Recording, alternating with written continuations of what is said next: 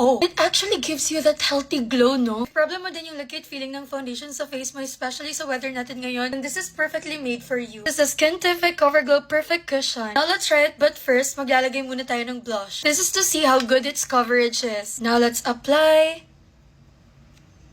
Oh, OMG. It actually gives you that healthy glow, no? Look guys, nawala yung blush. Nawala din yung pores ko. I mean, look at that. You don't even need a concealer, guys. By the way, I'm using this shade 02 Ivory. Look at the difference with and without the cushion. It feels like your actual skin, guys, kaya hindi mo i-expect na ganyan yung coverage niya. As a medium to high coverage, guys, so as you can see, sobrang pakak ng face ko. On top, one swipe. If you want to achieve a hydrated and radiant skin, but hindi siya heavy on the face, this pink cushion is what you're looking for. Kind of feels like a real-life filter lang, so wait, let me finish my makeup.